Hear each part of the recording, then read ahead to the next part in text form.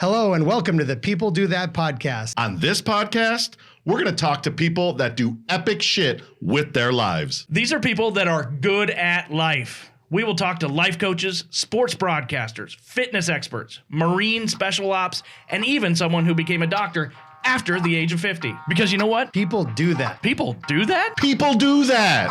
Well, I give you just a little bit, I don't need a lot. Open up your heart, show me what you got. The sugar tastes sweet, coffee in the pot. Now give me just a little bit, just a little bit.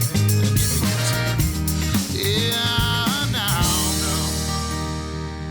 All right, guys, we're back here in the studio, the new studio, the Sombreros digs. headquarters. Look at the new digs. I know, you gotta like it. Better chairs, so we don't look like Jabba the Hutt anymore. I'm trying to work on my posture. Oh, and Why is it like as I get older, why are my shoulders coming forward and my body's going? I feel like the guy in 300.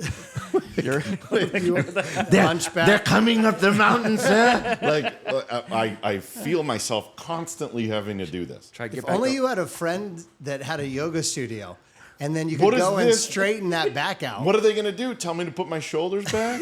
Put them titties out or what? Like what? He's going to get back. You'll get back to roster height and weight. Back to right. It's going to go from 5'7" to 6 foot. Right. Somehow I was 5'11", 190 at Scottsdale, and now I'm 5'9", 225. So finding out of the red corner. Menopause. But listen, it's been a while here, and he still hasn't told us because he was saving it for the podcast. Ooh. The showing of Latter-day Slayers was in Long Beach. The Long Beach Film Festival, for those of you who don't know. If you don't know, he did talk about it on one of our most recent podcasts, being a horror film. Writer, producer, actor, Latter-day Slayers did it. Yes. Place, awesome. Show, win, place. So we haven't heard back, so I'm just going to go ahead and assume no, that we did not. But I did get to watch it. Yeah, so that was, that was a couple weeks ago. Got to watch it in a theater with about 100 people. With other filmmakers and just fans and guests. It was on Friday night. We were in the supernatural category of the Midsummer Scream Film Festival at the Long Beach Convention Center. 6 other films, so we watched 5 of them. 2 of them were absolutely like beautiful, well shot, very visceral, like the colors, and it just looked beautiful, right? They were, I found them dull, but they were beautiful looking. 2 of them were really grainy but interesting, and I wanted more. It felt like more of a student film.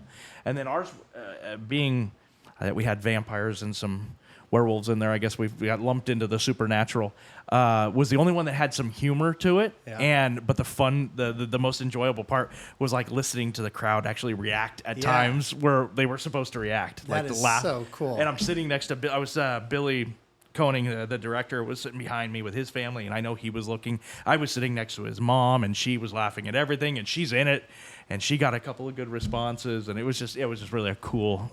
So in one of the podcasts before, we talk about like what's your game day and trying to get that game day feeling again. As you're walking into that theater, do you kind of get those jitters, like that game day feeling again? So the cool people that put on the film festival, as I walked in, they recognized me, which was kind of fun. I was like, hey, good to see you. Yes. No, I'm not signing today. Yes. No. Hey, Mom, that's the guy who did Silo Killer. Yes. He's here.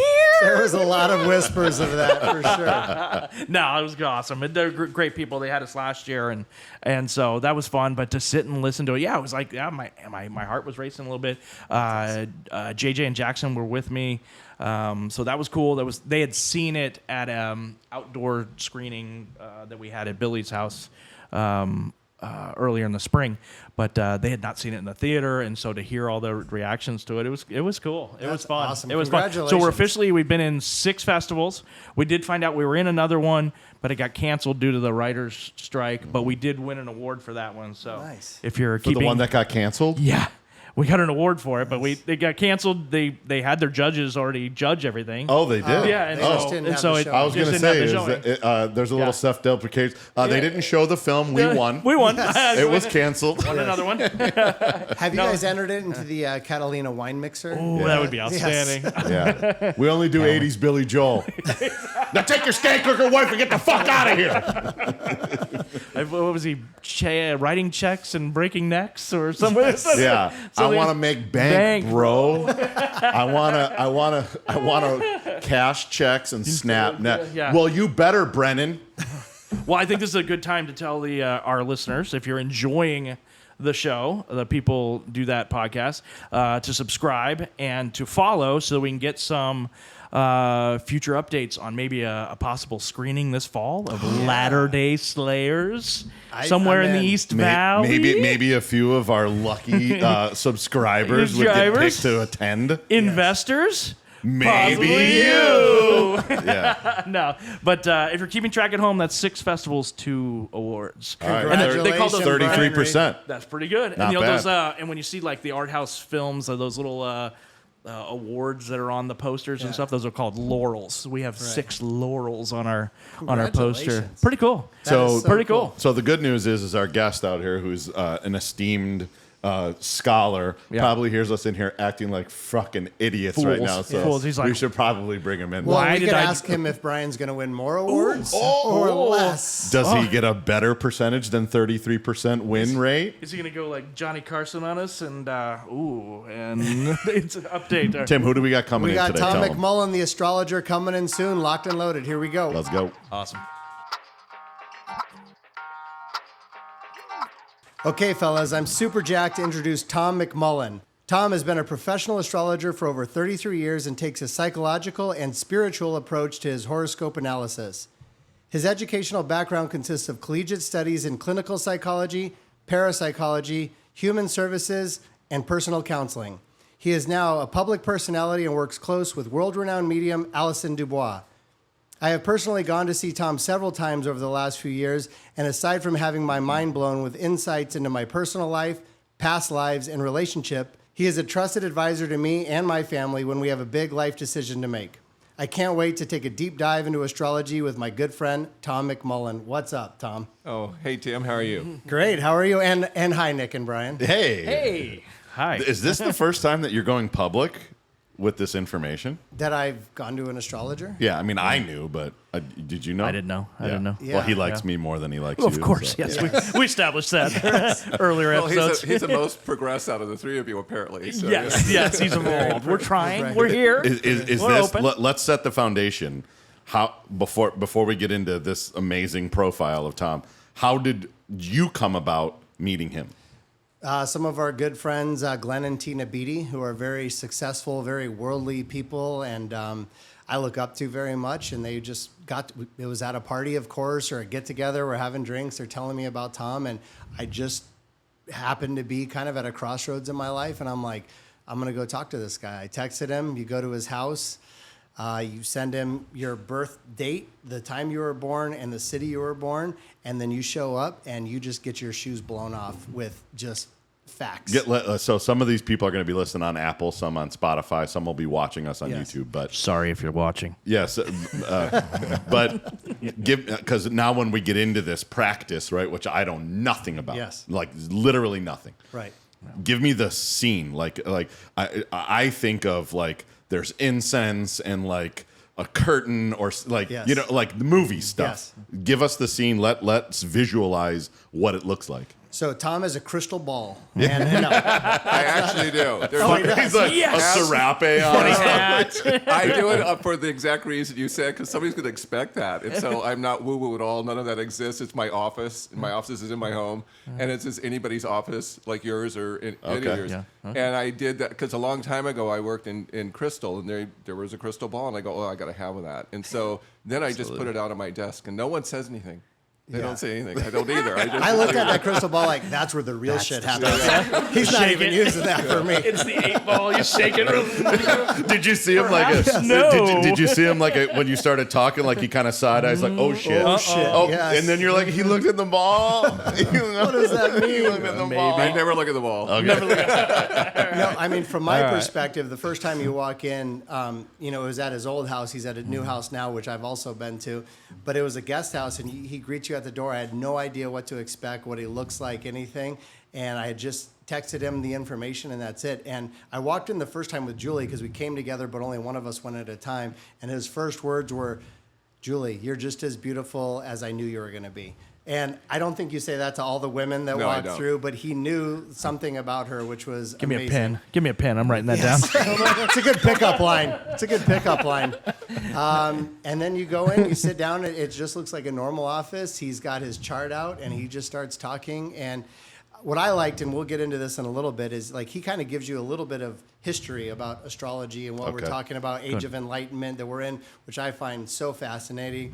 But the one thing when I was talking to Julie this morning about, having Tom on, she's like, people can be skeptical, but you just really have to be in the right state of mind to go in. If you just want to be like, oh, that's bullshit. He just looked at my Facebook profile and said, oh, you probably are into the restaurant business. Like, that's not how it works. That's not how it happens. And if you want to be cynical, then you can, and you're not going to get anything out of it. But if you're open-minded, you're open to it, I've made some big life decisions based on it, and he hasn't steered me wrong. And gotten tough news, too. Is that introductions, like the way that you introduce it, can you do that for us? Like, well, to understand what it actually is? Okay, I'll give you when I started reading.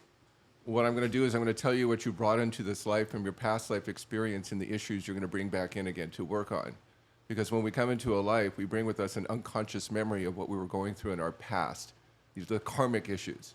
These are the challenges and the wounds and the struggles of the past. When we come back in, we'll repeat them and go through them again, because what is known is what we're drawn to. Security and survival are based on what we know, not on what we don't know. Fear lies in the unknown. Fear lies in the unknown because we think our security and survival are threatened in a place we don't know the outcome to. So I talk about what you bring in that shows up in your family you choose to be born into. The story starts there, because your chart to me is only a novel and you're just a character in the story.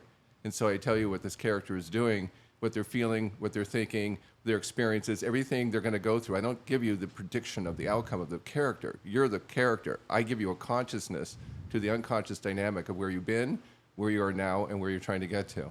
So there's an implication there of previous lives. Yes, Okay. no question, because everything has history, including ourselves. So everything in astrology has a history to it because everything is cyclical. So we look at weather patterns. We go back in history. In fact, astrology began in science by looking and going into the almanac and going, what's the weather pattern? Astrology is a language of energy patterns. We, as individuals, have energy patterns that define us as characters. My job is to help you understand what that character is and what it's trying to accomplish. Just real quick, you said like the family or the life you choose. Yes, you choose who you come to, because those people will be representations of you and your own self in your past life. And so the emotional self and then the personality of self are based in the parents, where you show up in the family and your profile, whether you're firstborn, middle, last. All these things are symbolic to how you're going to experience yourself in a lifetime. We rebel in our late teens and early 20s. We want to not be what we were in our past life, but we don't know what we want to be because we've always been the other thing. And the rebel of the soul wants to break free. So this is usually when we run away from home and go, okay, I'm off on my own now. Who am I? What do I want to do? Well, for women, the majority of the time is to get married and have children, because that's a woman's identity. That's her personality and her memory. And a man has to go off and find his career, because that's a man's identity, what he has to do. And so these are typical traditional things. Obviously, they're deviations, but most people have these identities. These are their personalities. The soul is what we really are, but the personality is what we've been told we're supposed to be for others. I need an initial reaction right here. From Brian Reid. Oh, because I'm playing the role of skeptic I today? don't know. I don't think skeptic is the right word for what. And certainly not cynical, because I think that's a negative I think more about connotation. understanding. I'm in that thing too. Like, Yeah. I love this type of thing, right? You would think I would have probably searched it out previously, but I like this. Yeah. And I know that I knew that about you. you're coming from a, I want to understand this, right? So what do you, when you hear that, like, what do you... Well, I think one, and I guess it would lead to a question. Like we've had some previous guests, and the idea of being a master of your own pathway. Yes, you are. Fate. The word fate. Coincidence. We had a lot of talk yesterday about coincidence and the idea that there is no such thing as coincidence. Right? Everything It's is your service. synchronistic. It's all. And it's based What's the on word? What was the word? synchronistic. Synchronistic. Okay. You know I've got no Every- chance of saying that one. Yeah, we're gonna I we're gonna struggle. test him later. Yeah, he thinks acoustic is acoustic. Oh yeah, well, So he Well, plays Really? pool We're going back with, to that? he plays pool with a guitar. All right. Yeah, all it's right. tough. All right. It's a tough So, one. anyway, we've got some synergy going on. Is that what Yes. you said? All right. All I right. like how you cut it down right there. Yeah, right. That's very From good. the root. The I root. like that. The root. Latin. It's my Latin background. Yeah. Yeah, right. Okay, so what was the question? I just want to know, Yeah. like when you Yeah. hear, like when he says it so matter of factly that now I believe, because I didn't. I'm in. You know what I'm saying? Like, do you believe that there was a previous life? He just said it unequivocally with the confidence of someone that is a scholar. Yeah. Do you or don't you believe it? I gravitate to people that have passion about things, and he sounds very passionate. I'm in. Let's go. Let's go. I've never thought about it that way. Yeah, honestly, I've never crossed my thought mind. much about Well, past. I've always religion doesn't working. teach us this, obviously. Right. So if you're a very religious person, I'm not for you. I wasn't very good So at someone that. who's more progressive and thinking about, Yeah. and actually I can see and feel what you're doing in your past life. I can't get too specific. Sometimes I do. Yeah. I remember one very specific one where there's this gal that was a very what we call body woman. She was large, and she was very like a strong woman and liked to take care of men. And she was her own person. And I just immediately saw her in a Western lifetime. I don't think it was her last one, but it was probably her favorite.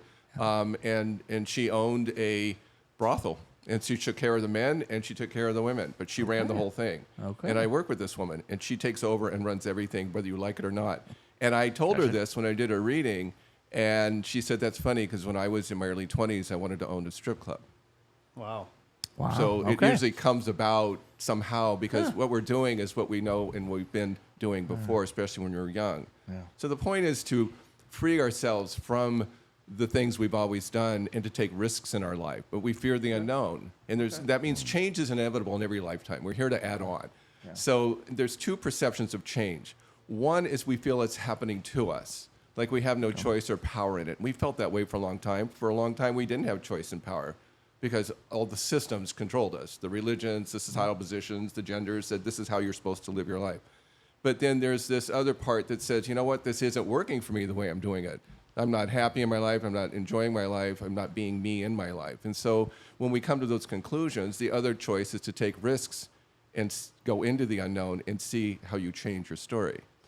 So you're sitting with three guys that have a pretty stable center, like I would say, but we've all had our own risks. And Yes. so I think we could gravitate to that idea. That all makes Nothing sense. right? changes until you do. Yeah. But you're the one that does it, you see. Yeah. So if things keep happening to you, and again, the problem I have with substance abuse, alcoholism, and drug abuse is the fact that somebody isn't doing what their soul really wants to do because they're doing what's obligated or sacrificial to their role externally, and then they become alcoholics because they come home and they're miserable. They're not happy, and it's a Groundhog's Day of misery. Yeah. Tom, if you could, I want to get more into that, but I also want people to know like who you are. If you could talk a little bit about briefly about your upbringing, who you are now, how you got into astrology. I think I'd love to ask you some questions about that and get a little foundation before we get into it. Sure. Yeah. Tell us about your childhood. The person I am now is nothing like the person I was because when I was 48, which is around your guys' age, I threw my book away, threw the chart away, and started over because I knew what my chart was now telling me based on what I was doing and got a consciousness to my own problems, my own issues. And I said, this isn't working. All the things I wanted to do in my late teens and early 20s came back to me, and I just did them. And I became the freest person I know because I finally just did what I wanted to do without the fear of what a man's fear is, which is to be successful in a public arena, have a career, make lots of money, and provide for your family. I knew I wouldn't have a family in this lifetime, and that was when I was 19. But I would get into a relationship, and I would get into a relationship because I'd always been married with children, but I came into this lifetime gay, and that had to be something I had to address early on in my life. But then my profile of relationship is going to make any difference whether I'm straight or gay. I'm going to try and save and be around unhappy, depressed alcoholics. Oh, that's nice. Good thing to know about yourself. For 7 years with one and 13 with another, and that's when I woke up and said, this isn't who I want to be. And I asked myself, why am I doing this? Because it's not making any difference in their life. And the answer was because I don't have to work on me, and that's when it changed. Saving somebody else. Working on somebody else. I'm no one's savior. And again, even as a astrological counselor, I'm not here to save you. I'm here to tell you how to save yourself, because you are in charge of your own destiny. I'm not predicting anything. I can tell you what you're doing and that's why it's not working. And if you get it at some point and you start realizing it, then they go, oh, that's like an aha moment. That's the point. It's the aha moments. And they go, well, what am I going to do to change it? So these are all struggles we all go through. But my background is very different. I was adopted first. Then I had parents who weren't there. My mother was an alcoholic. My father was bipolar, delusional, and gone. So I had no foundation in my childhood. And I laugh because when you go to the doctor and he asks you, what's your medical history? I said, well, I don't really know what it is, but I know I have abandonment issues. So essentially, with my grandmother intervening later in my childhood, I wouldn't be who I am today because she gave me a foundation, some grounding in myself. But I knew it early on in my life I was on my own. I was going to be my own person on my own. So I navigated this pretty much by myself. And so I know how to survive. I just didn't know how to live. And being a male baby boomer, my identity was to make money, be successful, and fit into society. My dad said, you need to make $1 million by the time you're 30. So in my memory, that's what I thought in my past life, money. And money was nothing but crisis in my childhood and growing up. And I just continued trying to find money in a position where I could fit into society. I never wanted to do this. It'd be ridiculous. I wanted to be an actor when I was 19. And then next year I was in a psychology class, and changed my major because, I can't be an actor. I grew up in LA. I was a drama nerd. I had an agent in my teens going to studios auditioning. And I said, of course I'm going to be an actor. And then I gave it up. So then I started studying astrology when I was 30 years old because I was drawn to the subject. I just thought it was an interesting subject. I didn't want to be an astrologer. That's more asinine than being an actor. So now, was this a formal education to it, or just there wasn't at the time. Okay. So I read all the books, and I went to a lot of very famous lectures of famous astrologers and got sort of the gist of the subject. There's many avenues you can take in this subject, but I was drawn to what we call evolutionary soul astrology, which is what I do. The evolution of the soul through their lifetimes and what that part is, not, all the other stuff that, where you predict and the things like that. I don't do that. And I can do historical astrology. It's fun, but it's a whole subject and it's huge. So for me, I didn't want to be an astrologer, but then when I do people's charts, because then they'd ask you, and then I'd start doing it, and then I would had some kind of ability to read the language and study it. It takes years to study this language. It's so complex. It is a science. But it's a language, not a science. So it's a conceptual language, that defines energy patterns. So over time, when I moved here, I actually found a job at a spa that said, you want to work here? I'm like, okay. It was in a bookstore, typical spiritual bookstore and stuff. And then I ended up getting a job at the Phoenician in their spa. And so now I was in with the general public, but who would you think the Phoenician would have an astrologer? But they did. And so I did a lot of these, once in a while to be called in to do this for something because they had it on their brochure. It wasn't very often. It was usually for women whose husbands are playing golf and they can't get a facial or massage. So they get a reading done? Yeah. And women are 80 to 90% of my clients and always continue to be because they're open to new information, men are not. And so understand that I just did it on the side. I didn't, I never thought I would be one because I didn't put value in it because society didn't put value in it. And they still don't. And being male, it's even worse. So the turning point was when I said I broke up with the karma, the relationship profile, and I wanted to do things I always wanted to do. The interesting thing is the first thing I said at 48 years old was I want my stage back. I went all the way back to 19. And I didn't say actor, I said stage. 2 weeks later, someone handed me a brochure on comedy classes at SCC, and I went and did stand-up on and off for 7 years. You can't get more balls to the walls, fearless than that. No. And I found out so many things about myself that I was funny and I could write. I've always been funny. It's my personality, but I never thought of it as a skill set or power. I think it's one of the greatest powers you can have is to lift someone with humor. And it was easy for me to do because I had a great tragic background to start with. Most comedians. Source material. Yeah, And then, exactly. Yep. and then around that same time, Alison Dubois, the famous medium, came to me for a reading at the Phoenician. And she goes, my God, you're amazing. And She came to you. She came to me. I go, why are you coming to me for a reading? And Yeah. she goes, well, because I can't read ourselves. I'm interested in what you can tell me. So I did, and she was blown away. She goes, will you go on tour with me? And I spoke in front of 1,000 people on astrology and never looked back. Did you? Amazing. So I love the fact you've said it. I think maybe 2 or maybe even 3 times. Like, I'm not trying to predict what's going to No. happen to you, but did you when you had mentioned, 48 was kind of like the defining, but you started studying when you were 30. Mm-hmm. That 19 through early 20s is the who the hell am I type Mm-hmm. of thing. Did you ever feel something inside of you? Not this, I know what's about to happen or I know how you're going to die, but did you feel something inside of you that you just didn't unlock from an early age? Like, man, I just really am in tune with this person or this thing or whatever it is. I came in an intuitive empath, not knowing I was. Okay, everything I do is right-brained. So spiritual souls, people like me that are sensitives, that have they everything is how they feel and how they see. So this was only the tool to do that, to develop it, and I spent 30-some years developing it because I did it all the time, not consistently, but enough. So I just honed the skill of something that I was, and this is my frustration with being called an astrologer. I'm called my tool. Okay, you don't call a carpenter a hammer. He needs a hammer to be a carpenter. I use this beautiful language of what I call 1,000 pieces of a puzzle and read it as a novel and like reading chapters and characters and chapters and what they're going through, and I actually become them in it. And I can see them and feel them and hear them like you do when you're reading a book or watching a movie. You kind of attach yourself to that energy, and I do that when I read that. And I spend 2 hours studying a chart before I even see you because it takes me that long to get into the character, to get into the story. And once I'm in, I'm all in. And so people go, have you been in my pocket my whole life? Because you're saying everything that is my life. And I said, I am in a spiritual way. Yeah. Does it start? So I had to, maybe we'll see what happens, but I gave you where I was born and the date that I was born and the time that I was born. Does it start? Like, so you had to spend many, many years learning how to just take that information and then attaching it to this character that you say. Is there like astrology for dummies? Start with this. This year it's this. This month is this. Like Alison started a podcast and then she started a university. Okay, so we do a podcast together, and then she decided to start a university for people like us to teach.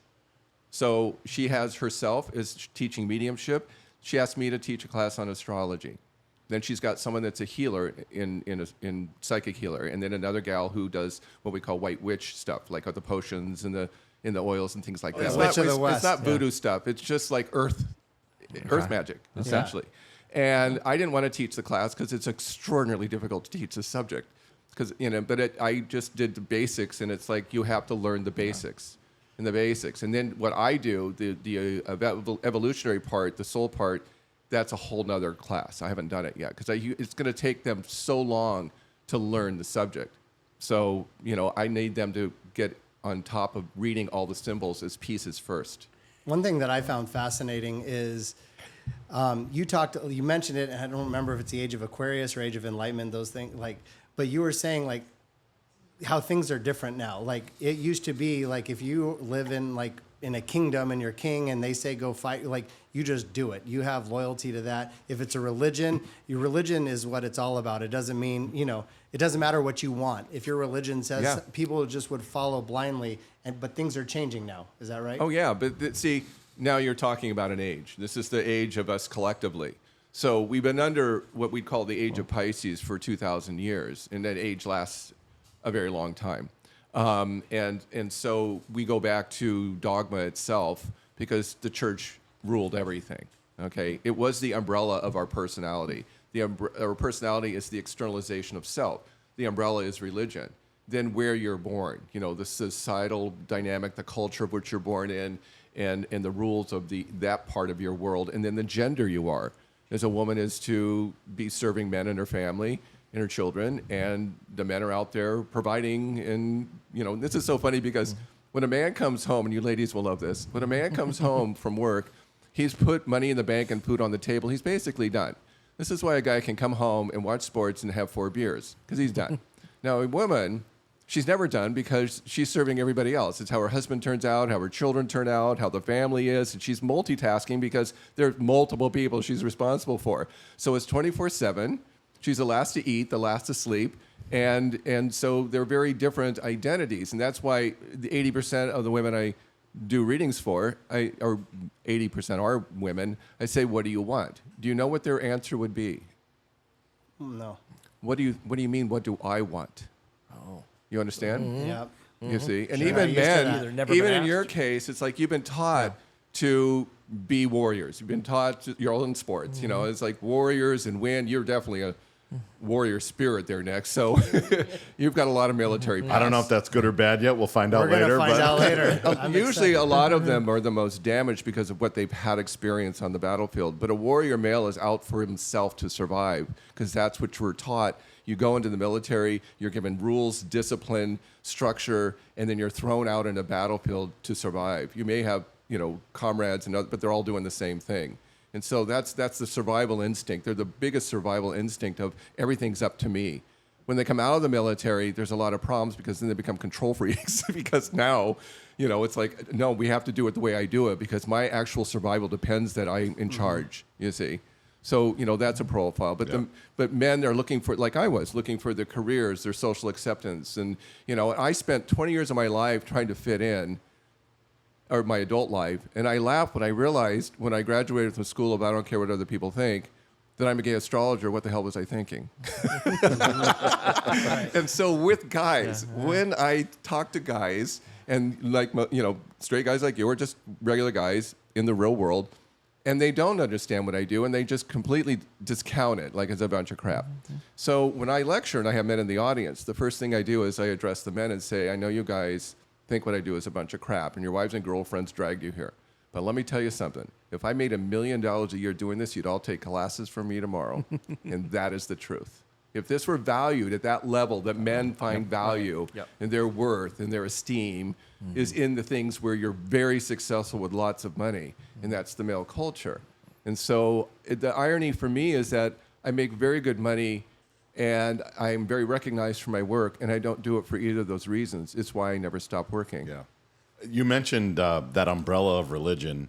I don't want to go too far down that path, but I would like your thoughts on that because I grew up in a very religious, neighborhood, let's call it. Not just family, but a neighborhood where everyone was Catholic, and that's just what you were, right?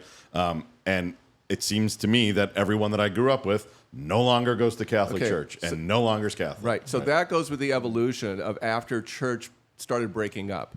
Okay, because then we started getting into 200 years ago with the Reformation and the creation of this country, and we get choice for the first time. Freedom to choose individuality. We break from the dogmas, and we create Protestants, and we create Methodists and Lutherans and all the things that happen. So this country is based on the beginning of what we call the New Age of Aquarius, which we are in the last 200 and some odd years. And so if you see the future of what has evolved, because is history and evolution, as a collective of society, we have more freedoms of roles. Women can now vote. Women can, careers. All the things that you see have been happening over the last 200 years, and now we're going to be speeding this up. So it seems that change happens faster and faster and faster, and it is a perception.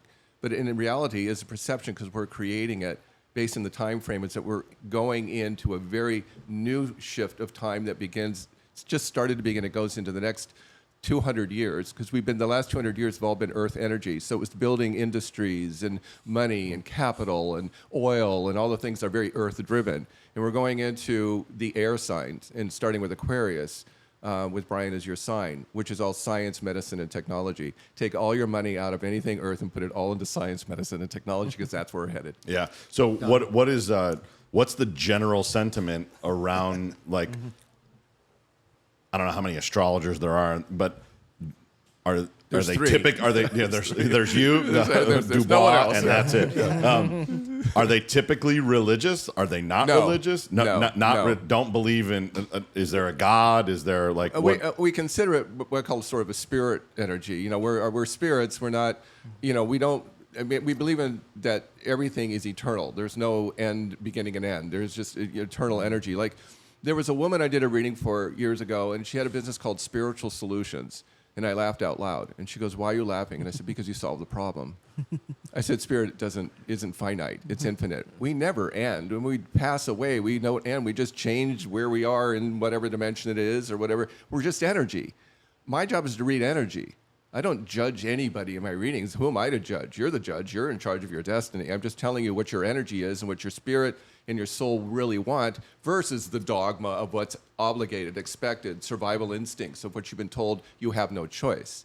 And so you see the choices get easier and better as we move along. Do you find that religious people come see you?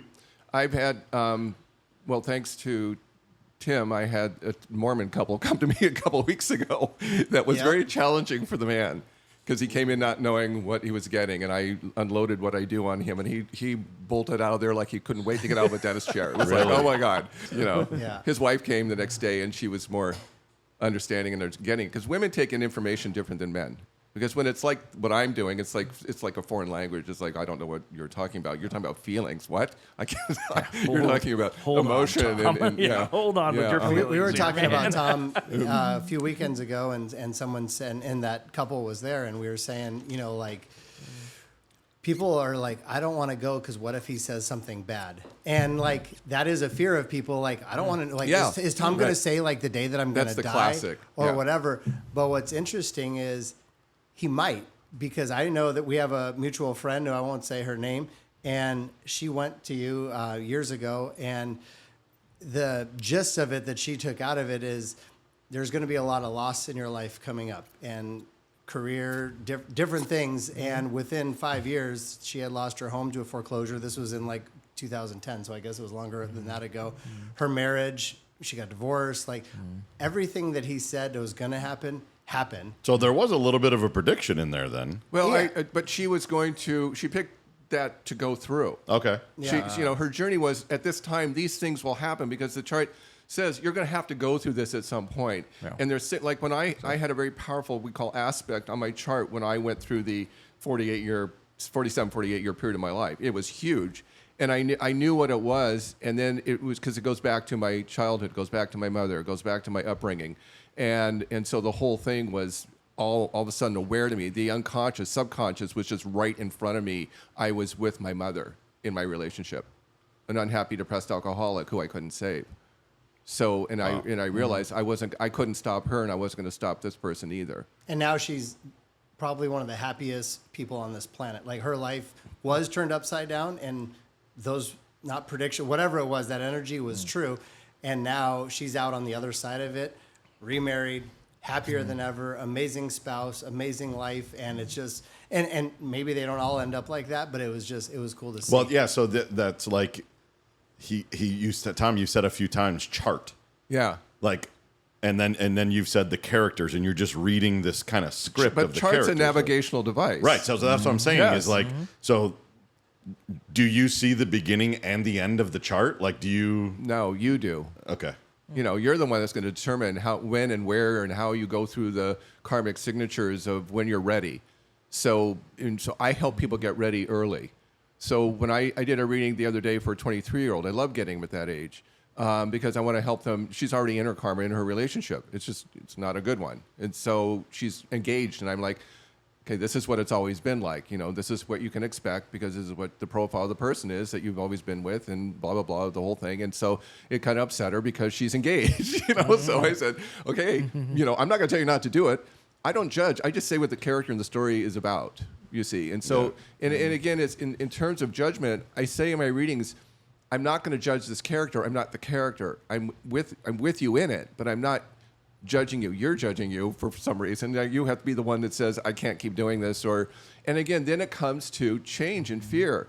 If she's been in a bad relationship, she's made whatever decisions have happened and losing all the things she's, that means rebirth happens. Everything is cyclical between death and rebirth. That's why nothing ends. Because usually the things that are the best for us are the things that are the hardest that create change. When something like when you lose a job, it means you're not supposed to be there. And I get so many people that go, how do you feel in your work right now? Because I already know how they feel by looking at their chart. and how I feel. And I go, you don't want to be there. I go, no, I don't. And I said, well, now you know what you don't want, but you don't know what you do want. Yeah. And so, but you have to address the one first, because that precipitates you needing to figure out how to change that.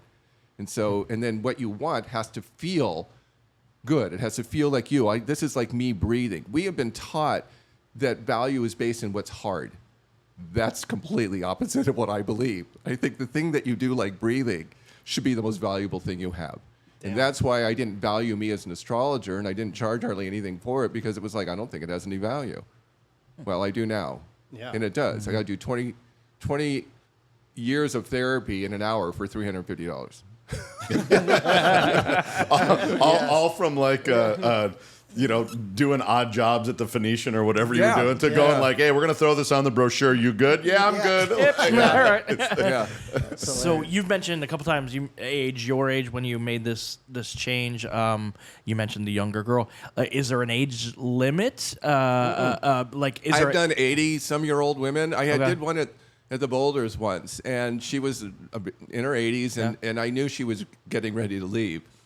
And so I knew she wasn't going to grasp the amazing thing I was going to tell her, but I was telling her, which an old person loves, telling her about her life story. Okay. And so they want to hear because they remember their life story. And I said, this is what's your life and blah, blah, blah. And it made her so happy. And it's probably one of my favorite readings that I get emotional about, because and her son brought her, and, she was like, very old and dawdling, and then she brings, and then she was so excited and so happy to have this reading, because it lifted her spirit to talk about her life and all the things she was, about and what happened in her life. And so I felt like I gave her something much more spiritual than anything else. And it was funny because, when I started to walk away, her son came up to me, he goes, what did you tell my mother? She's like bouncing off the walls. And so I lifted spirit. That's what I do. I lift the spirit to find your spirit in you. Everyone has a spirit, a desire, a passion, but do they believe that they can make it happen? And I have a saying about whatever path we're on, spirit, God, whatever term you want to give it, whatever path we're on is what we get on that path. And the reason I know that's true, because it's easy to get drugs. You can be homeless, you can have no money, but you have drugs every day. How is that possible? Yeah. You know what you want. So it takes that risk, that passion, that drive. There was a reading on Tom Cruise years ago in Vanity Fair, and they said, are you worth what you get paid? Very interesting question. He said, absolutely. He goes, I don't value it. Society values it. I goes, but I eat, sleep, breathe. I would not ever do anything else. And so is he still doing it? He sure is. It's his drug. My experience with it, I mean, just kind of going back, you walk in his office, that sort of thing. Julie waited in the car because we took turns, and just some of the things, because you guys know who I am, my family. This was 10 years ago, so my kids were kids at the time, not adults. And just a couple of things that I'll paraphrase that he picked out is, one, that I married my soulmate, that we have been together in lives before this one. He said we probably, in the old world, we probably owned little delis, restaurants, whatever. We've been taking care of people for years. Yeah. We knew that. Yeah, you guys knew that too. He said that my daughter Isabel is a very strong personality, and she is going to marry somebody else with a very strong personality who's probably going to be maybe even some sort of military politics, some public figure that is larger than life and that has a really big personality. Now her husband's playing in the NFL. Check mark. Camden is a warrior also, and he's actually, his past life has been in where he has seen a lot of bad stuff happen, probably in the mafia or some sort of cartel, something like that, lost a lot of people close to him, so he's a little bit more reserved. But he's also, if you tell him a secret and you tell him, or his friends, or if he's covering for somebody, you will never get a word out of him, which couldn't be more true. And then Cody being an old soul, he's been here before, he's lived this life, very intelligent. All these things were you can't get that off my Facebook page, or you know what I mean? I don't do that because, people go, do you Google me? Do you go and pay? Oh, I said, why? It would only confuse me. I mean, how many people are named, whatever your name is or whatever. And it just, I don't need to. I mean, this tells me everything. And I do a lot of charts for parents for their children because, and not only that, I'll just talk about the one I did today because I just did it. I talked about her, taking care of men in her life. And a lot of women, that's their thing. And I said, it was very disruptive in her past, but I said, you're always taking care of men. And she's didn't get married until 33. So essentially, it's like she wanted to have her own career because she's born 81. So it's like, I don't want to just be doing this and all that. And then she finally got married, and she has a little son. Or she has 2 children, and they're both boys. I said, you're still taking care of men. She goes, I wanted a little girl. I know you did, but you got boys because that's what your soul does. So I'd asked you about age limit on the one end. Is there what's the other side of it? It's not the limit. Oh, it's I don't do over 21 and up. Okay, very good. Because you're still, and even then, like the 23-year-old, it's still new, it's still young, because they're gonna play out this wild karmic thing first. If you've been, a lot of times when you've been like done everything right in your past, you were the good girl, and then it's like when they turn 19, it's like, I'm head of the party girls now. I want to do that, and they'll do that. Yeah. And then they'll come back around sometimes. There's another shift of time between 28 and 30 we all go through, where you settle down and go, okay, now I'm getting serious in my life. This is, we leave the 20s, we go into our 30s. We're like, usually get married, have a kid, combination, men start careers and move into something new. That's one. Yeah. There's all these other that we generally go through, but then our own chart is that we determine when we're going to have windows of opportunity, and whether we go through them or not is something we'll resist or something we'll pass through. So if we resist it, it shows up later anyway. And my questions, I think, can you back to the age, because the thing you said you didn't want to be referred to as an astrologer. Did you? Well, it is what I'm referred to. It is what Astrological Consultant. Yeah, is Astrological Consultation is what my business is. What are the no-nos, like fortune teller, psychic, fortune teller, shaman, all the different. None of those apply. But Allison, do you get lumped? But you get lumped into that. Oh, well, yeah, of course. Arena, okay. Yeah. It's because, like, when my sister or my mom, they've gone to psychics, or they've, their little trip to Sedona, and they, like, she comes out of there saying, oh, she's really good. I'm like, how do you know she's really good? That's my skepticism, right? But it made them feel good, so they were right. I had this experience going to psychics and astrologers. This is how I learned what was wrong and what was right. So, the ones that are the ones predicting this, and this will happen and that's going to happen, I get very upset about that, because you're putting, the astrologer gets to have the power in that moment. There you go. And it's like, they're usually going to be 50% right. Mm-hmm. Because they may see or feel something. It's not they don't have abilities. And even Allison, when she does psychic reading, she's a psychic medium, she doesn't tell them what they're going to do. She's like, this is what could be the potential based on what you're telling me. Mm-hmm. So, you're not in the right job. It doesn't fit your energy, kind of thing. And I do the same thing. It's like, why are you a nurse? You don't want to be a nurse. You've been taking care of people forever. You want to do something else. So, all those things are things I battled with. And I went to an astrologer that told me, he was very famous. And he was like 6'7", and he was an opera singer, and he was like dad coming down on you when he talked to you. It's like, oh, okay, this is your life, and how are you gonna? And he told me something that when I left the reading, I was so angry. And this is early when I was studying it, and I realized later when I understood what this really was and what it could do. I said, he was telling me about my past. He was saying I was supposed to make lots of money and blah blah blah, all these things. And I said, he just read the karma. He didn't give me any option to change it. Yeah. Interesting. Wow. Yeah. What is so? I went to college in New Orleans, and if you just go downtown, there's a lot of people that set up their tarot cards and they do readings, etc. Mm-hmm. What's your opinion on that type of thing? Like, and there's people sitting there, they're doing readings, and they're doing. It's entertainment to me. Is that what it is? Okay. Yeah, it's nothing wrong with it. It's like, it's fun. It's entertainment. When I did readings at resorts and stuff, it's sort of, that's what they came for, entertainment. Then they got me. And then they left. They're like, a lot left in tears. They're like, I wanted to spa. I thought he was going to tell me the lotto numbers. Do people, then they come in, do they want that type of information? I mean, you've said a couple of not things. Not now, because when I finally said this is how I am and how I will do it, and then the people that come to me, they come to me because they're watching me on YouTube, hearing me on a podcast, and they're hearing what I'm saying right now. They go, I feel compelled to come to this guy because he makes more sense. I've never understood it that way before. Yeah. But they have to be ready for it. You have to be ready for a shift. So I want to ask them this. It's not, I wouldn't say this is personal, but what's fun to you? Like, because in my brain, I go, all right, you're in Arcadia. It's all, cool restaurants, and there's like, it's kind of hip down there. It's got like a good vibe down there now. When you go into a restaurant and a server comes over and she's like, yeah, what can I get you? Are you like, oh man, there's something wrong. Are you okay? Like, are you always on? Or Okay, is well, when you are like me, I didn't know I was doing it when I was doing it because I've been in sales my whole life. And so, and the funny thing is the first place I started was in concept sales because I worked in an extraordinarily high-end antique store in my 20s, selling high-end antiques. It's not a thing. It's a concept. It's art. There is no reason to say that chest of drawers is worth $30,000. You see? Yeah. So selling concept is like selling art in a painting. You're selling history. You're selling all different kinds of feelings and visions and all things that history and things that come with those things. So I was doing that right away. It wasn't hard to do because I understood that's how I would see it myself.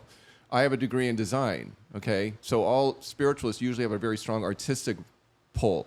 So I have an ability to do interior design. It's like breathing for me. I can't not do it. So that, again, is easy. I did work in design while I was in real estate and before. And so for me, it's like I walk in and I can see color in a wall. And how do you do that? I go, how do you not? So these things are just, again, they're things that are, exactly. Yeah. So it is like when I'm in sales, if somebody walks into a store I'm in 1 second, I can read that person just by their look and saying one thing, can I help you? And how they answer me tells me everything about them. And so I read people all the time. So I can read someone's resistance and I can read someone's curiosity. Someone's cautious, I leave them alone. Someone's interested, I open up and let them come to me. I never go to anybody. People come to me. And so Alice and I have this thing about those who sort of attack people because they're psychics. Like the one in New Jersey, that stupid woman, the New Jersey psychic. She ambushes. The word is ambushes. She goes up and someone's sitting in a restaurant. She goes, tells them things, scares the crap out of them. Right. It's the worst thing you can do. Yeah, she got the blonde hair. Yeah. She's real Italian. Long Island medium. Long Island medium. I would never do that, and I wouldn't want to. And it's like, no, people have to come to you for the thing that you are, that you want. So in design, I don't go, hey, I want to design your house for you. You have to come to me and go, I've heard you do this. Can you look at my house? And then you'll say, what should I do? And I'll say, I don't know.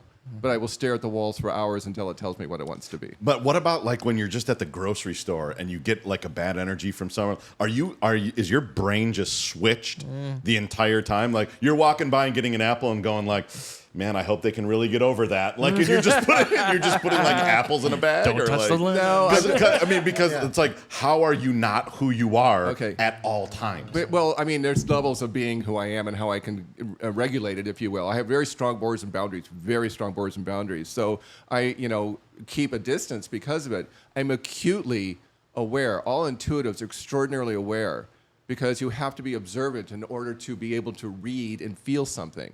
So it can pick up, the awareness around somebody. If somebody's, all of a sudden I can feel a child's about to burst into a tantrum, and it's like, well, I'm out of here. Okay, so before it even happens, kind of thing. Yeah. And I know how the mom's going to do and the whole thing and all that. So to me, it's just sort of self-preservation and observation. How about when you walked in today? You had his chart. Yeah. Did you? And you didn't know who I was, and you've spent time with him. No, I know these two because I didn't study 2 hours with him. I just looked at some basic things. And then I was told you're an Aquarian. So, Aquarian's their own person. That's period, end of discussion. They're their own person. And you're entrepreneurial, so of course. Yeah. And they're all in their head all the time. So you are the ones that's analyzing the hell out of what I'm doing right now. Oh, yeah. Yeah. You're trying to... Bingo. Oh, yeah. Bingo. And I'm enjoying it. Nailed it. No, this is great. I'm open to it. Nick's reading or whatever you're willing to share in a minute. I kind of wanted to just share, like the last time I came to talk to Tom, and not a lot of people know this, but I kind of got fucked up in the head a little bit because I went to Mexico City on an amazing trip with Camden, Johnny, Chava. We went down there, tasted food. It was like an exploratory thing. And then we went to the pyramids of Teotihuacan, and I just had my mind blown there. I'm like, humans did not build this, and it's aliens or other, and my rabbit hole. And I talked to you about it I'm like, what if this happened in the past? And what if there were more sophisticated societies and all this stuff? And it really messed with me. And after a while of being in this kind of depression and wondering what life is all about, feeling very insignificant, Julie's like, go talk to Tom. Because honestly, I was at a crossroads, even with the business. I'm like, is that what I'm meant to be doing? It's kind of like a little mini midlife crisis. I'm like, is this what I'm meant to be doing? And so I went, talked to Tom, and as soon as I walked in, he's like, well, you have a lot going on upstairs right now. And I'm like, yeah, I do. And he's like, and basically, I mean, I'm not going to go into the whole thing, but my question that was in my head is, am I meant to continue in the restaurant business and focus on that? Or am I meant to be a high school baseball coach or a or Podcaster. Podcaster or a governor or whatever. Like, what am I supposed to do? Politics? And so I didn't know. And, he laughed. I remember him just like chuckling, just looking at me. He's like, you're going to continue to run your family business. You called it the empire. I feel funny saying that. You're going to continue to build that and grow it.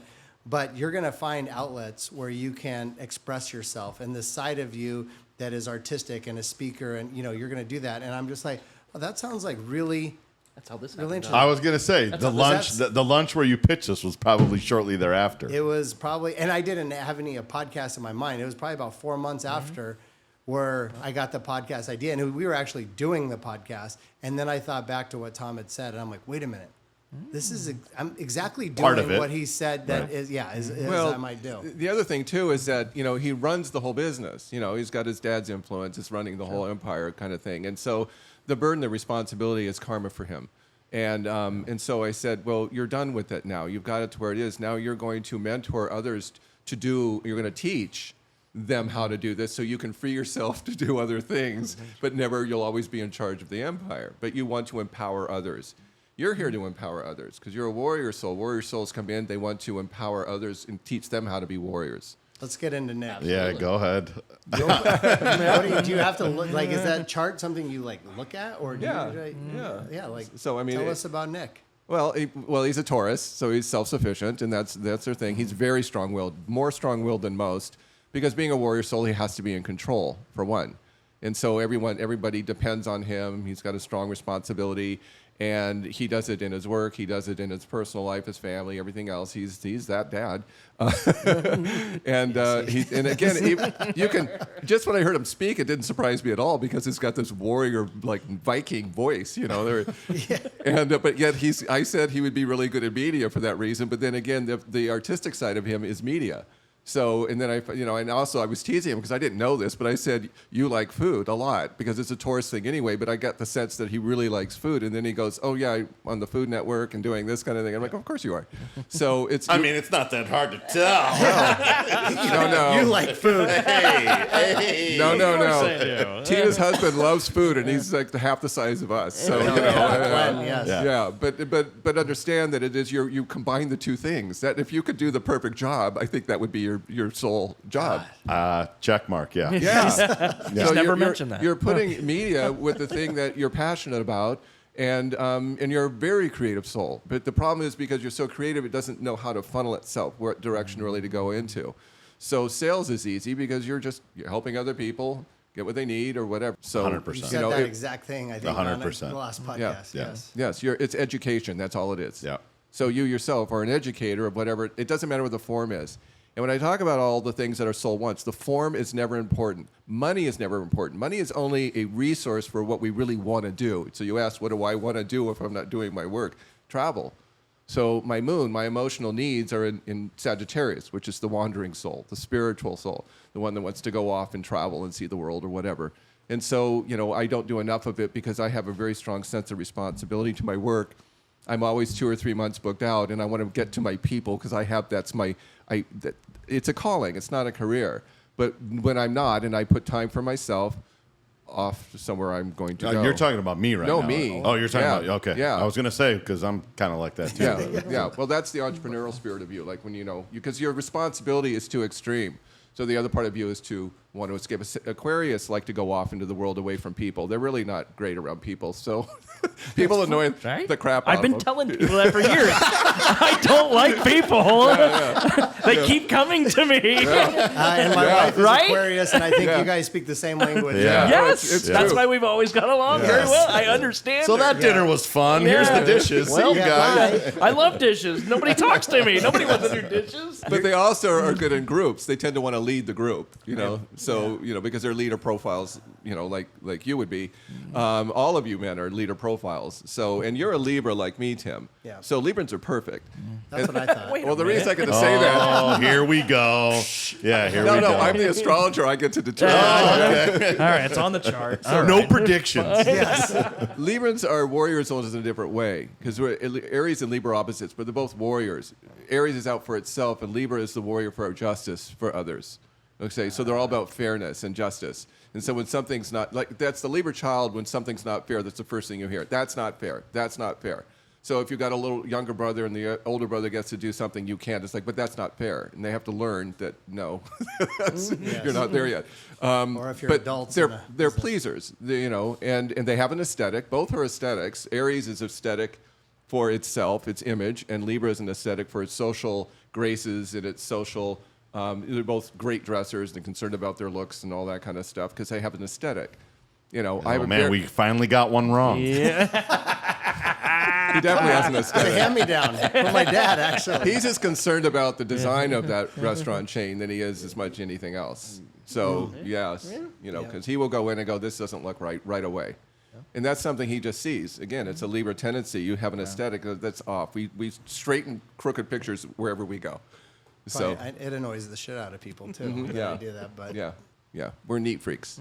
So, but once again, these are just energies, and these are just the sun sign itself, So you've got to talk about everything. The sun sign is the personality. The sun sign is how we extend ourselves. The moon, when you talk about relationship working out, whether they're compatible, it's really more the moon because what secures you, what your past looks like, what your memory and what you hold on to that secured you is more important than anything else. And this is where it starts with the base of the family and a lot of times the mom. And so it's like, what you feel and what secured you in your feelings is where, you need to tie with somebody else that has the same feelings or the same values of what secures them. So if you have a Sagittarian, who's off wandering around and you've got a Cancer at home, it's like, where are you going? I need you here because they don't want to go anywhere. So that's not a good relationship. did you get any, I don't vibes or what, like on Nick, any like past life readings or any Just he was a soldier. He's been a soldier a lot of lives, really strong too. You take orders and you give orders. So yeah. Yes. Yes. Yes. I said today to one of my employees, you can make the decision after I tell you what to do. There you go. That needs to be on your business card. There it is. The funny thing too is whenever we're talking about astrology or whatever, like I always kind of do like a mental fact check. Like if Julie's would have been my reading for today and mine hers, would it have still made sense? Like is it some like generic thing? But if he would have described Brian toward me, like you really just don't like people and you don't like, you know what I mean? Like, no, that's not me. But if you would have described mine to Brian, like it's different. And it's just, I think that makes me more of a, like, I get not a believer, but more just understanding. Yeah. What, that idea, what do you call it? The warrior, like the warrior soul. Warrior soul. Yeah. I mean, is that, when you say war, is like literal? Yes. In the literal sense. In the literal sense. Soldiers Like on machete, battlefields. guns, You got it. everything. That's you. Would that be when you say They're that? survivalists. I think of like a war movie, like Gladiator, right? There's the guy in the back that's in charge, and he's got this personality, and there's that infantry level that is out in front. But you're saying like we are one of those, right? Yeah. Somewhere in between. The guy with the long swords, the guy with the specialty this here. Guy more toward the top. This is more the top. No, and that's what I would have guessed. Yeah, I mean, yeah. No with question. His ability to command and his leadership profile is huge. Absolutely. And he's very protective of his family. That's huge for you. Very protective. True. So yeah. Very, Just very for those that you love, that's your greatest protection. Yeah. Okay. And you're very subjective emotionally about things. You think everybody should do how you see it. And I'm sure your wife will agree with me because emotionally you're upset if someone doesn't do what they do because you're subjectively emotional. You're not objectively. You see? So again, it's like, why would you not do what I want you to do? I'm doing this for you. I don't know why you want to fight me on this. Yeah. And that's where the battles come in. Yeah. Okay. Yeah. So how do I use that information? By taking somebody going, what your point of view, and feeling like you don't have to be in charge, and something else can happen that you're not in control of. Yeah. Which is not easy for you. Yes. Oh, fuck, is that right? Birth order. Does birth order have something to do with this? Okay. Yeah. Okay. Yeah. So being a Firstborn boys take after dad's energy right away. ding. Yeah. Yep. And so and he is. Right. And so Right. usually first and last get along because they're both really responsible souls.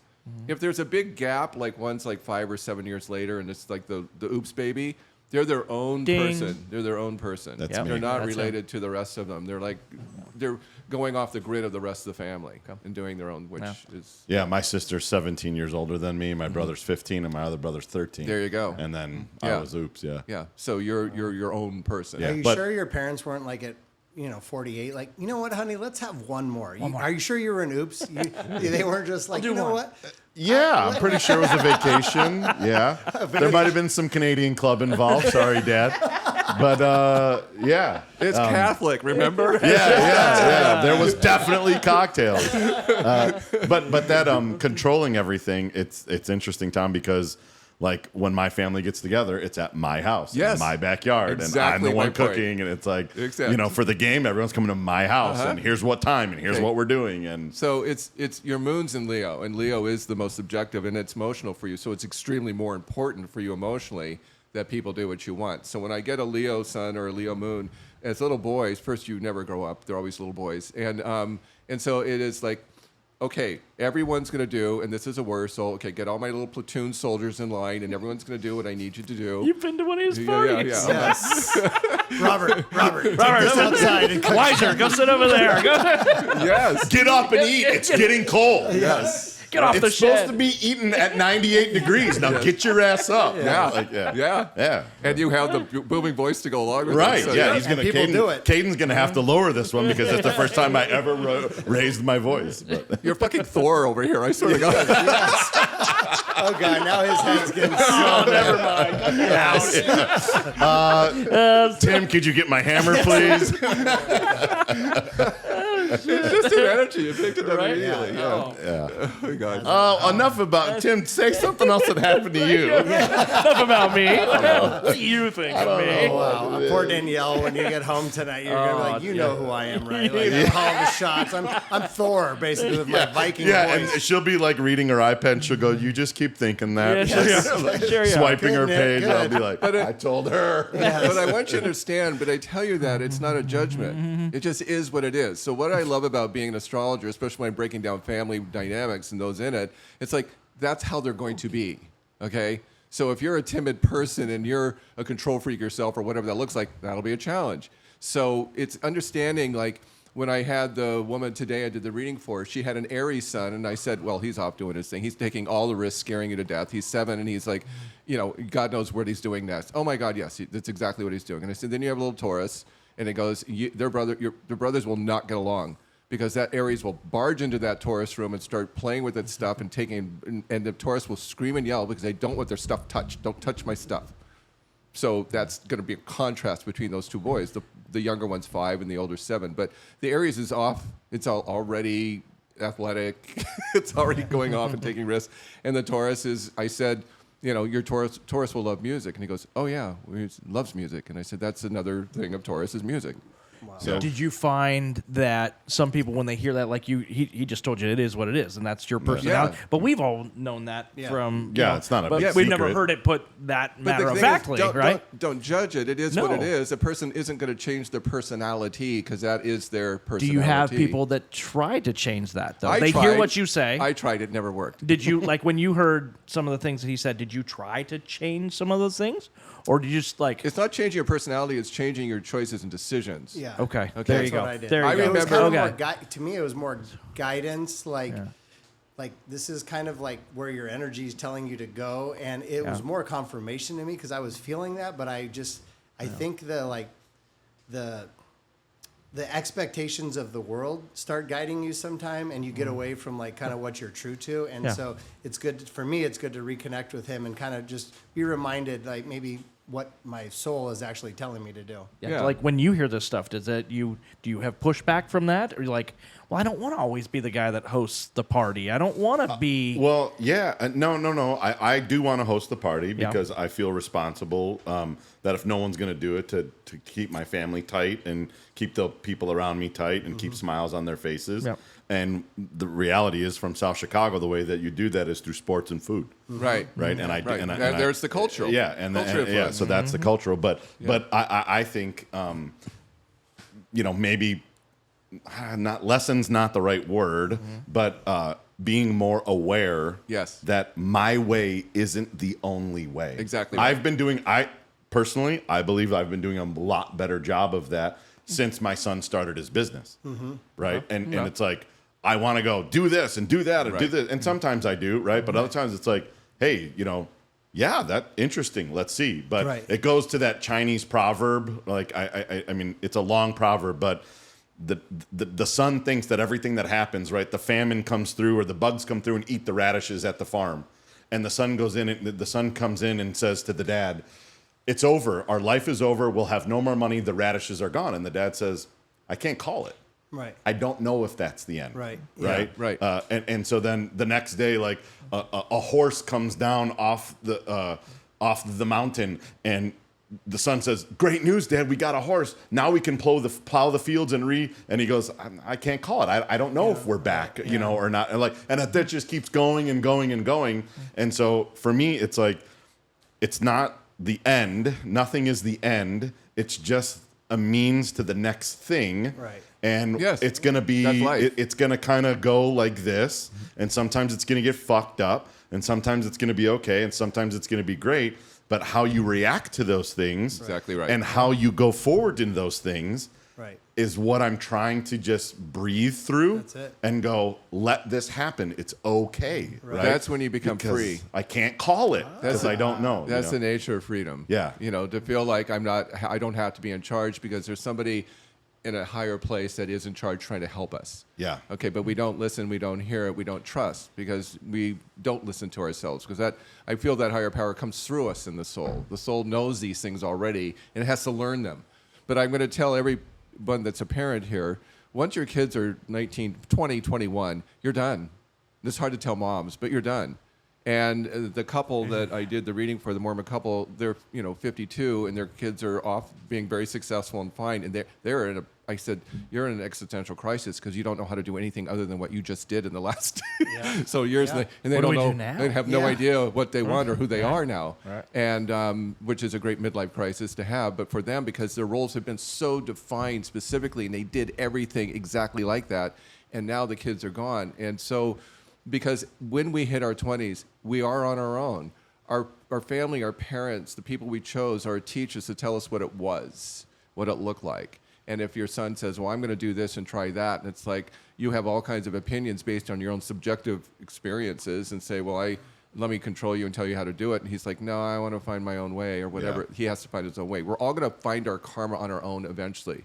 We have teachers in our family. We have those who show us what the past looked like. They'll never change. They're going to be your dad's your dad, your mom's your mom, the Bickersons. Anyway, so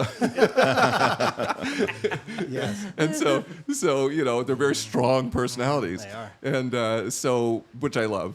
But they chose that relationship profile, and so understand that the whole point is that we're going to be on our own regardless. It's my job is to help guide somebody on that journey.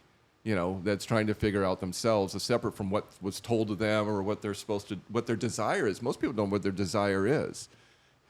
So is your desire to want to fit in like an Aquarian and then realize I'm never fitting in, which is a classic. Yeah. And again, whether you're an earth sign, air sign, fire sign, water sign, I came in with no earth in my chart. There's no earth in my chart. That actually can happen. There can be no elements or some very small ones. What does that mean, though? That means there's no grounding in my story. I just told you what my childhood looked like. I was adopted. My parents were there. There was no foundation whatsoever in my life. Okay. So I had to learn foundation in this life. And I moved every 5 or 6 years up until I was about 48 years old.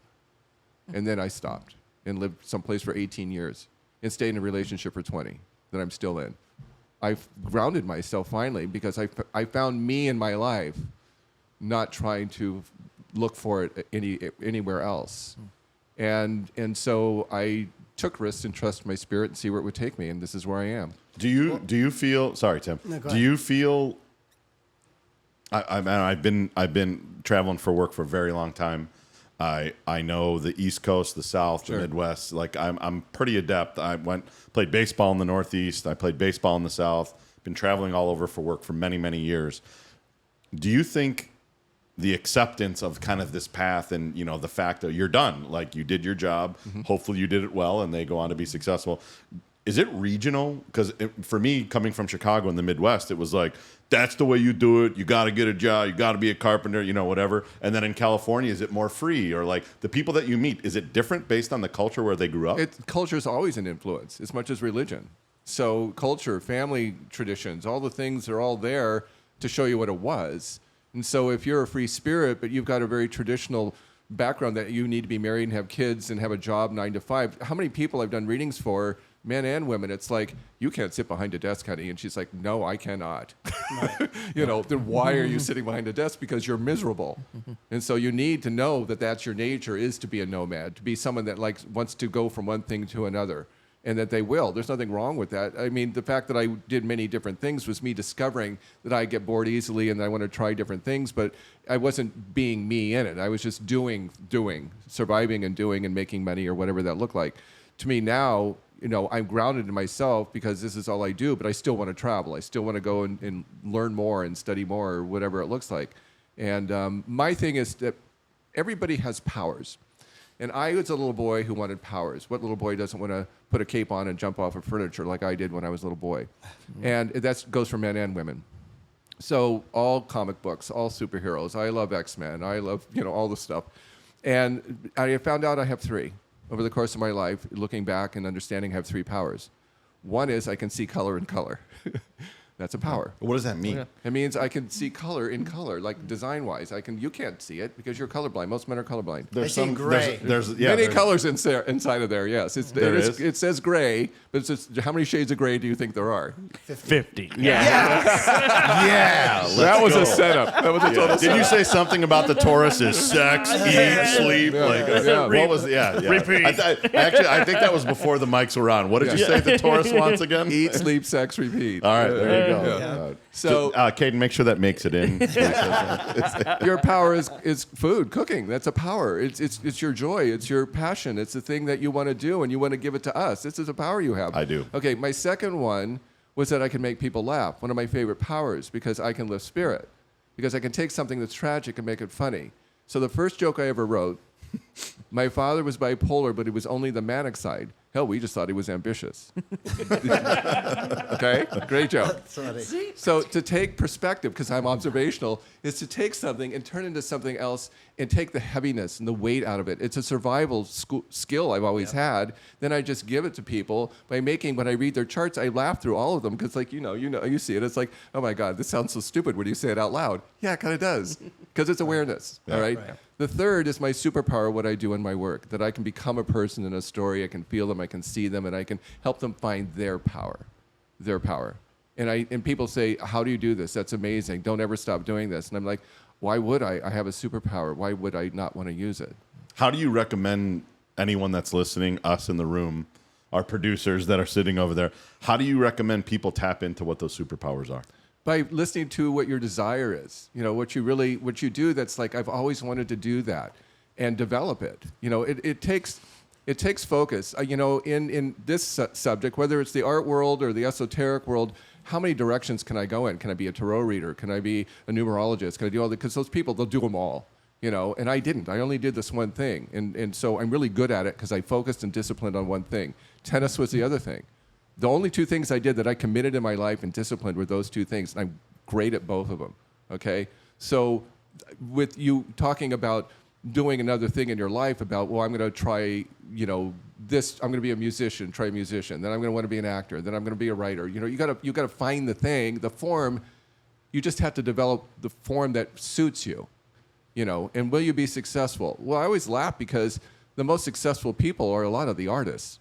They're the singers, the actors, the musicians, the painters, the ones that commit to it are the ones that are successful because that is their passion.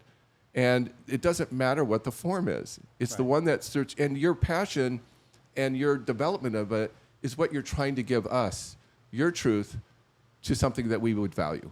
Your truth, not somebody else's. And Tom, just to kind of as we get closer to the end here, just like you just said, you're great at it, and he is great at it. I mean, he is so good at his job. And I did want to give you a plug because you do have a website, TomMcMullan.com. TomMcMullan.com. But I do have to warn everybody, you're three months booked. I'm up. 2 to 3 months at a time booked out. 2 to 3 months at a time booked Yeah. out. I mean, he is very good at his job, but I mean, just from somebody personally, and it sounds like a plug, it kind of is, but if somebody's like looking for something or has questions or not sure about, like, it's not going to be the truth. He's not going to tell you your fortune. He might not break out the crystal ball, but it's just another thing to help you make decisions and help you we're all trying to go through this journey of life. People do that. That's why we're trying to bring on people just like Tom, different perspectives. And, he's been a great resource to me and my family. Thank you. Yeah, very unique. Again, being the role of the skeptic. But as I told you, like the passion that he... I love people that are matter of fact. When we had Tracy on and she told us, I am a badass. We all agreed with her, right? Yeah. We listened and she's having the confidence to say, I am great at this. Because But I know who I am. Exactly. It took me a long time to find that person. Yeah, Yeah. it took you time. I didn't know, but once I did, then I never looked back. Yeah. And that's an empowerment moment in itself anyway, because I don't have to explain myself anymore. Being a Libra, trying to be a pleaser was always difficult for that reason. So you mentioned that 2.5 years ago, I sold my house in Scottsdale and moved into Arcadia. So I bought a brand new house. Before I put my house on the market to sell it, I went to Spencer's to buy new appliances to freshen it up. So I'm sitting in front of a 60-some-year-old white salesman who's signing contracts, and as a salesman, we have to have a conversation, as you know. And so he goes, so Tom, what do you do? I go, I'm an astrologer. Well, the pain and silence on his face was fantastic because he did not know how to respond to that, being his background in his life and the whole thing he was. And I sat there and I just chuckled to myself. And I said, in the past, I would have done this. I would have explained it to him to make himself more comfortable. Right. Yeah. And I did this instead. I said to myself, you carry this now. I'm done carrying it. That's It's awesome. your problem, not mine. Right. So That's I'm a confident. mic drop. So then what did he say anything? No, I didn't say that. I just had that in my head. He just never said anything. Oh, yeah. So there was just this He's not. awkward. Oh, yeah. it was So just your a- total's 32.48. Yeah. Do you want that delivered? That was be able to- exactly how it went down. And and the observation of it, I knew it was going to happen. I just knew it. And it's like, it would surprise me if it didn't. So the point is that you can be who you are, but have discernment around others in what you are. Okay? For example, for my discernment, if I get on a plane and I sit next to a man, he goes, what do you do? I'm going to say, I'm an astrologer, because he's going to leave me alone for the entire flight. Yeah. If a woman sits next to me and I tell her that, I'm going to say, I'm a structural engineer, and she's going to leave me alone. Either that or you're going to make $350 on the 2-hour flight. Awesome. Well, Now, Tom, wouldn't it have been cool, though, at Spencer's if that awkward silence, if you would have just leaned over and said, you might want to duck. maybe walk home. Maybe walk home today. Hey, Tom, this has been awesome. Thank you so much. You're welcome. And appreciate your time, and really appreciate you do a lot of good for a lot of people. Thank you very much, Tim. thanks, I've Tom. enjoyed this very much. Appreciate it. Thank you, Tom. Thank you.